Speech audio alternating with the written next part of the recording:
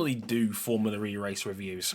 I did so as a one-off for Berlin in 2022 when there was the infamous environmental protest on the grid, and wanted to talk about how harsh some of the protesters were viewed on the internet. But with me now being, shall we say, fun-employed, and still wanting to produce content, now seems as good a time as any to start talking about the electric racing series, given most conventional motorsports are in its winter solstice for at least another month.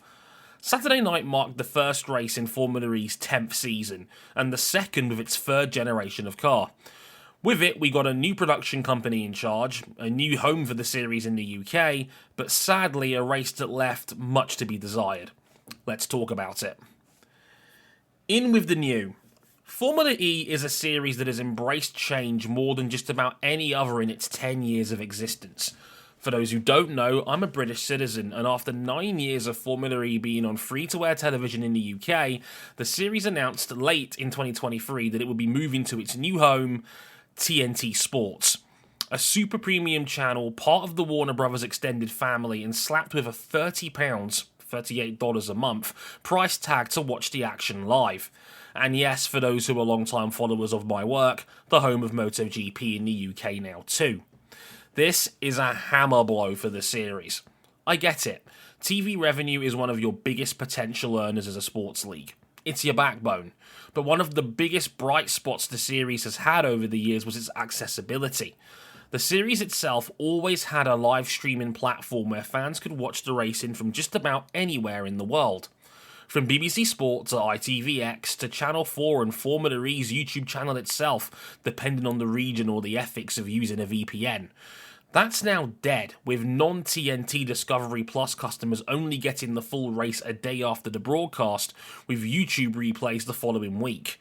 I'm sorry, but in a world where live sport is one of the last bastions of television, it's not acceptable by comparison. If there's one thing I've learnt from what's going to be the 10th anniversary of MotoGP heading down the same fate, moving behind the TNT BT paywall, it's that you're never going to grow your audience by slapping ridiculous price tags on entry. Last year's British Grand Prix only had around 100,000 people watching on TV in a sport that was hovering around 1 million when it was still on BBC Two. Hell, the actual attendance on race day at Silverstone was 60,000. It wouldn't be a huge stretch to say that maybe a third of all regular MotoGP watchers in the UK were actually at the track. Yeesh. Formula E doesn't have 75 years and generations of biking culture and fandom to prop itself up with by comparison.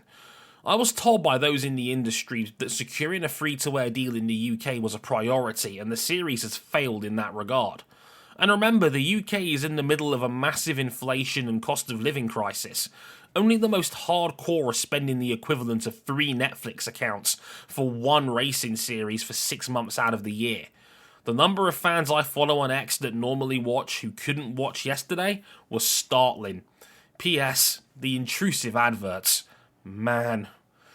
The other major news regarding the product itself was Whisper Films taking over the production of the series instead of North One last year.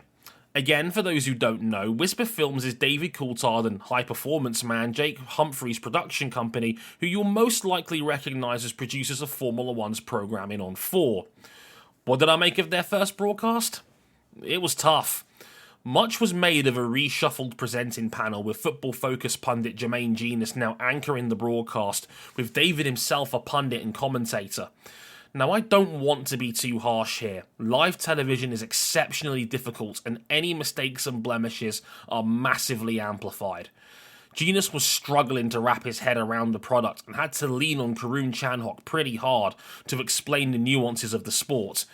And DC was often using tired motorsport cliches as contributions. I don't feel like he added much to what was happening out there. Genius will no doubt get better with time and confidence, but Vernon Kay's bombastic energy and enthusiasm for the series was missed. I can't help but feel like the fantastic Nicky Shields or Radzi's versatility with sports broadcasts, the Olympics, WWE, NXT, snooker, etc., would have been a better fit as lead anchor. And if you want to give this one a pass for nervousness, which is fair, I feel like the production strategy was off. It's the first race of the season, and as a UK-based production company, you know it's the first race on a brand new home channel. You have an hour of pre-race to play with. Introduce the sport to your new audience more. Every race is someone's first, and you only ever get one chance to make a first impression. If you have the budget, have a designated studio-based season preview. Dedicate more time to the technology of the sport that makes you unique. Talk about the team and driver changes, not just Jaguar's super team. Gas up how talented your grid is as arguably the second most prolific in single-seater racing. I don't need to see Genus crap himself in a Porsche Taycan as Karun thrashes it round Mexico.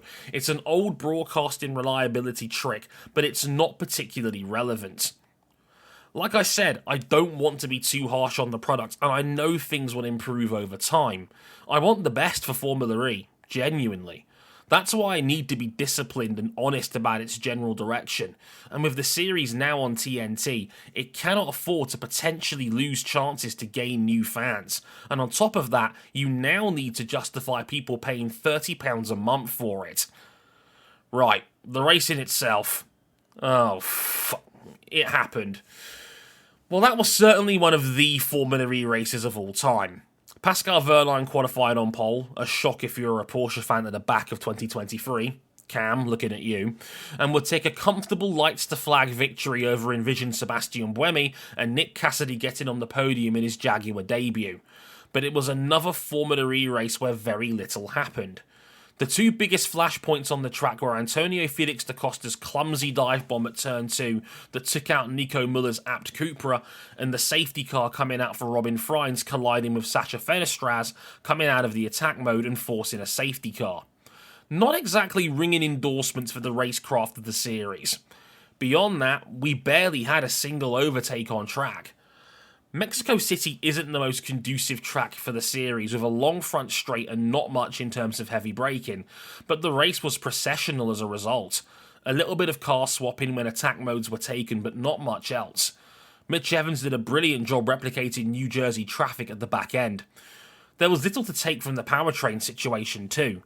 There weren't massive differences between the Porsche and Jaguar powertrains, and teams erred on the side of caution naturally in the first race of the season, likely not quite knowing how much they could save due to the added laps mechanic of race management. Throw all that in a blender, hit frappe, and you get a very dull race. It happens sometimes. Diriyah should be more fun. The lightning round. I'm still not fully convinced on Porsche yet. Pascal did have this early tear last year too, and every other Porsche had horrible weekends. This is the first time I've mentioned reigning champion Jake Dennis in this review, and we're 1,350 words in. He botched his qualifying, as did Antonio Felix da Costa, and then had poor racing conditions to try and mount a comeback. No wonder da Costa spiked Muller into the wall. I'm still trying to think up why the series felt like it was a good idea to have Usain Bolt and David Attenborough in their season opener montage. Not exactly subtle with the speed and environmental message there, huh? Nice new intro sequence though, very nice to get the drivers and last season's London finale in there. So power rankings on powertrains? Porsche and Jaguar still at the top, maybe Stellantis and Nissan next ahead of the rest. If 2023 was anything to go by, this can swing on a dime due to conditions, so I'll revisit this later, but it doesn't look like too much has changed in the pecking order. Forgot to mention this in the earlier broadcasting comments, but James Rossiter got a raw fucking deal at Maserati, and I'm glad he was the highlight of the new broadcasting team. Knowledgeable, insightful, and enthusiastic. Stick him in the box in the old Bob Varsha role, he was awesome. Brackets, Tom Brooks has always been really good, glad he's been kept on. So the fast charge gear practice got scrapped halfway through the weekend and wasn't used on Saturday.